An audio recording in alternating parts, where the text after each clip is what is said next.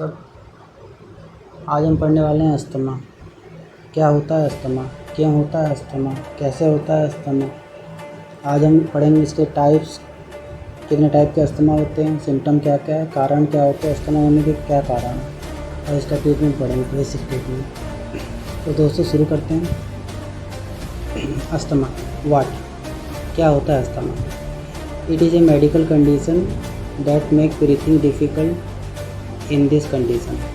एक medical condition होती है दोस्तों that makes a breathing difficulty in this condition. Airways में नैरो हो जाता है एंड प्रोड्यूस करता है extra mucus that make breathing difficult. जो एक्स्ट्रा म्यूकस प्रोड्यूस होता है उसकी वजह से ब्रीथिंग डिफ़िकल्टी में प्रॉब्लम आती है दोस्तों। अस्थमा अटैक जो होता है ना, बेसिकली दोस्तों किसी भी एज में हो सकता है, बस मोस्टली जो है ना चाइल्डहुड में स्टार्ट होता है। Asthma attack all age group but often start in childhood. Definition आ जाते हैं। डेफिनेशन क्या है, according to American dictionary asthma. American dictionary के हिसाब से अस्थमा एक चेस्ट की बीमारी होती है इन विच ब्रीथिंग, जिसमें breathing can become difficult, breathing लेने में दिक्कत आती है, and often caused by allergic reaction. ये अक्सर एलर्जिक रिएक्शन के कारण होता है। अब आएंगे क्लासिफिकेशन बेसिकली 3 टाइप के क्लासिफिकेशन देखे गए हैं। Mild intermediate asthma, moderate persistent asthma and severe persistent asthma. पहले आ जाता है mild intermediate asthma.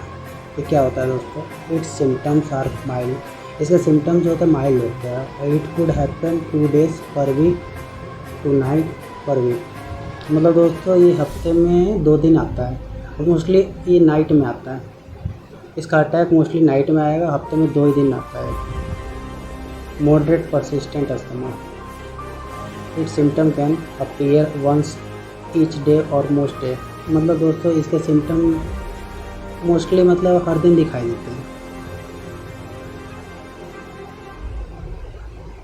Severe persistent asthma, symptom will be severe. इसके सिम्टम जो है सीवियर होते हैं, सीवियर टाइम के लिए होते हैं। During the day it will occur almost every day.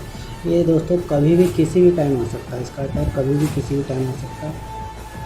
Severe persistent asthma. Types of asthma. Asthma basically दोस्तों 6 टाइप के होते हैं।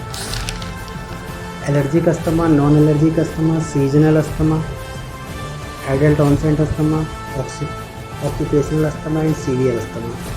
तो पहले हम आ जाते हैं एलर्जिक अस्थमा। एलर्जिक अस्थमा क्या होता है दोस्तों, allergic asthma it is caused by allergic reaction. Allergic asthma basically allergic reaction की वजह से होता है। इट डेवलप एलर्जिक देन जब इम्यून सिस्टम ओवर रिएक्ट करें, जब हमारी बॉडी के इम्यून सिस्टम ओवर रिएक्ट करते हैं तो प्रेजेंस ऑफ सब्सटेंस के प्रेजेंट में, जिसको हम एलर्जन कहते हैं। इट ट्रिगर इम्यून सिस्टम, ये ट्रिगर इम्यून सिस्टम में देखने को मिलते हैं। They may have allergy to dust और स्मोक। बेसिकली डस्ट और स्मोक की वजह से होते हैं। स्मोकिंग करने या डस्ट पार्टिकल की वजह से ये हो सकते हैं। Non allergic asthma, it is not react to allergy. ये दोस्तों एलर्जी ये नॉन रिलेटेड होते हैं एलर्जी से। और लाइक जैसे पॉलन हो गया, डस्ट हो गया। It often develop later in life, ये अक्सर लेटर खुद से ही डेवलप हो जाते हैं लाइफ में। And can be more severe, ये सीवियर हो सकते हैं। Seasonal asthma, some people have asthma. कुछ लोगों में अस्थमा जो होता है ना दोस्तों ईयर वाइज होता है, at certain time of year, मतलब निश्चित समय में। जैसे they may have it's during fever season. बहुत से लोगों को फीवर के सीज़न में अस्थमा हो सकता है। व्हेन जब इट्स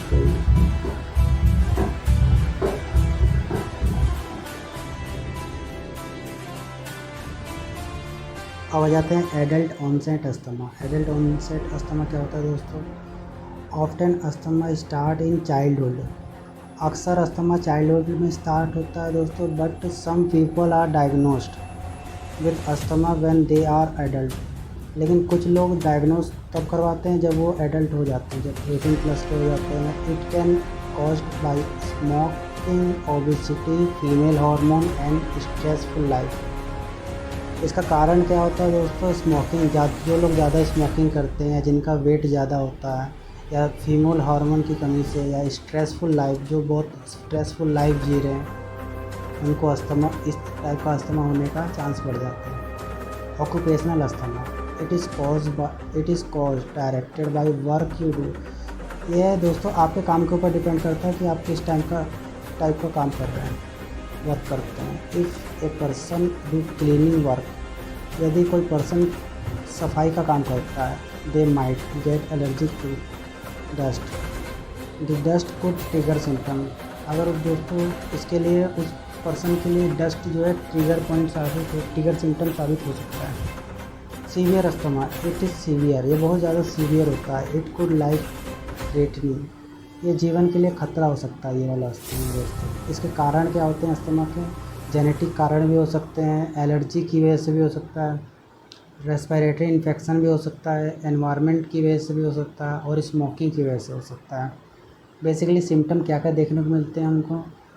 कफ, खांसी दिखने को मिलता है, विस्टलिंग साउंड व्हेन ब्रीथिंग, जब हम सांस लेते हैं तो गड़गड़ाहट की आवाज़ आती है फेफड़ों से। स्वेलन एयरवे में स्वेलिंग आ सकती है, म्यूकस हो सकता है, फैटीग हो सकता है, डिफ़िकल्टी इन टॉकिंग, बोलने में समस्या आ सकती है, शॉर्टनेस ऑफ ब्रीथ, हम रुक रुक कर ब्रीथिंग करते हैं। ट्रीटमेंट, कुछ कॉमन ट्रीटमेंट जैसे ब्रीथिंग एक्सरसाइज के द्वारा इसको हम सही किया जा सकता है। क्वाइटिंग स्मोकिंग अगर हम छोड़ देते हैं तो भी थोड़ा बहुत कुछ हद तक कंट्रोल कर सकते हैं। ईट हेल्दी डाइट, अच्छे हेल्दी डाइट लेने की से भी सही हो सकता है। मैनेज स्ट्रेस को मैनेज करना, एक्सरसाइज करना, मेडिटेशन कर सकते हैं। रिड्यूस एक्सपोजर टू एलर्जी के एक्सपोजर से जो चीज़ें हमको एलर्जी क्रिएट करती है उनसे हम दूर रह सकते हैं।